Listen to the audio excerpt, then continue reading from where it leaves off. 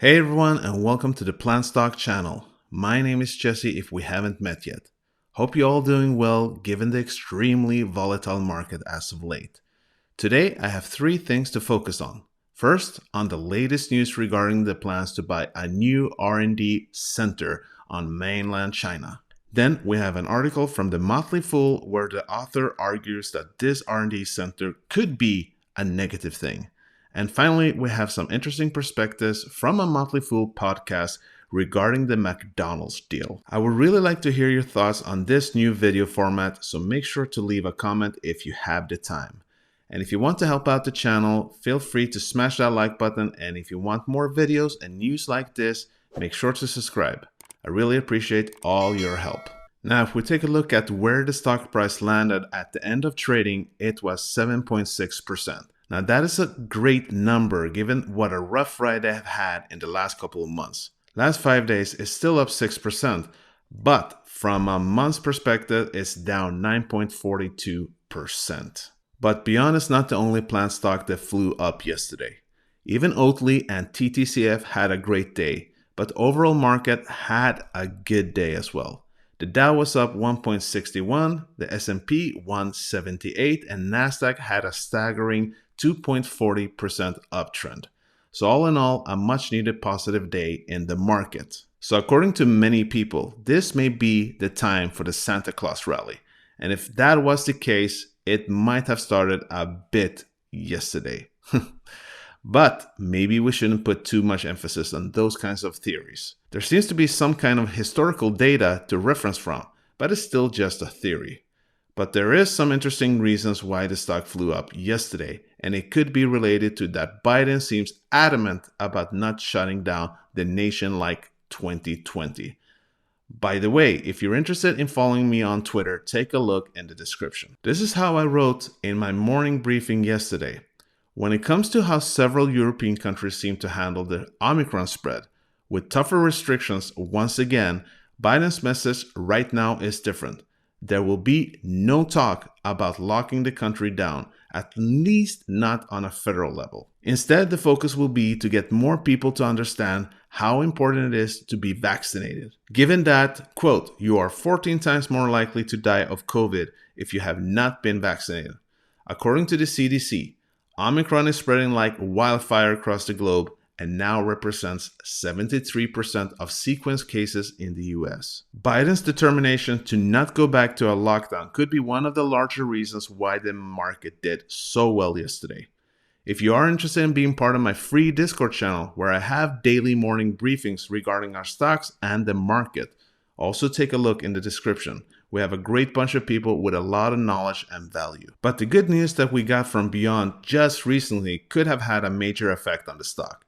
On Monday, they announced that they are planning to open up a state-of-the-art R&D center in Shanghai, mainland China. This is what the CEO of Beyond Meat has to say. The best-in-class R&D team we're building in Shanghai represents the next leg in our journey to become a global protein company.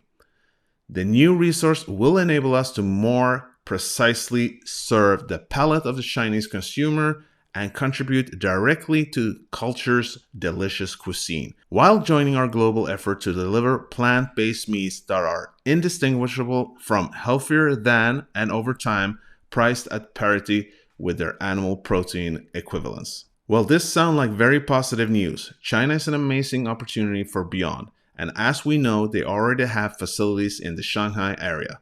Adding this center is a clear sign that they believe that they are here to stay for the foreseeable future, and hopefully it's a sign of what is to come. But the question is this really only good news? Well, that takes us to the next article. According to Eric Volkman from Motley Fool, he believes that this news was one of the reasons why the stock actually plummeted on Monday.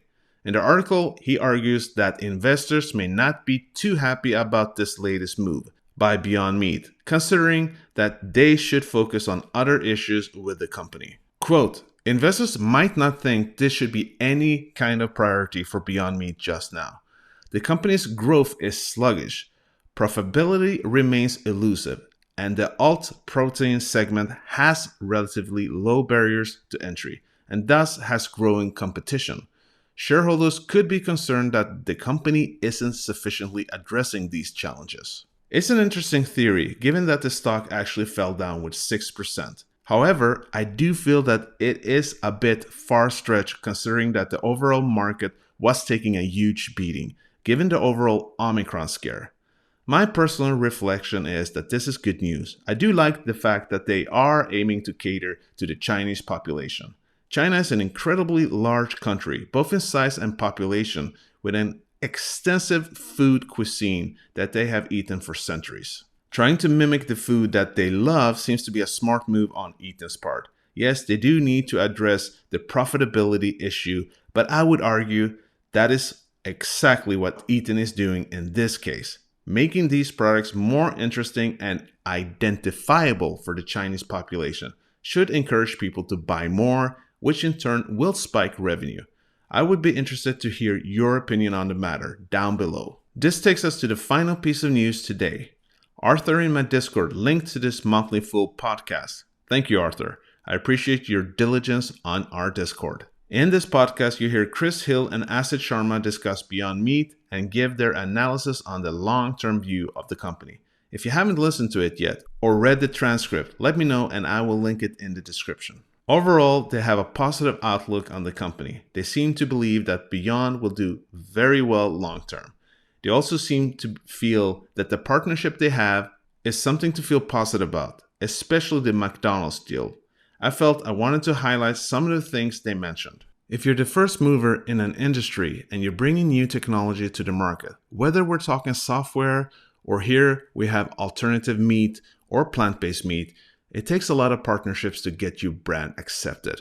It takes years of development, so much investment. In this case, you got a business which has a trouble making money. They have to spend on several fronts in new distribution, in the experimentation with new items. They build manufacturing capacity in Asia, a lot of new people to have to hire on. And I do appreciate that they talk about the Taco Bell partnership and that it actually hasn't fallen through as was wrongly stated not long ago by some ill-informed sites. Quote, we should stress here that the partnership with Taco Bell, both parties say it is still strong, but you have these setbacks. I think for Beyond Meat, the trick is really going to be to capitalize on this brand and to penetrate even further into the grocery aisles. That's where, over long term, they'll make most of their money. But this is positive, brand is everything, and when you were present in the drive-thru with McDonald's, it's a huge boost. Well, on that note, that was all I had for today. Before I let you go, I would like to hear your opinion on this kind of format. I will probably start doing this more and more in combination with videos where you see me every now and then. If you did find any value today, feel free to like the video and subscribe if you want more videos like this. Hope to see you soon and peace out.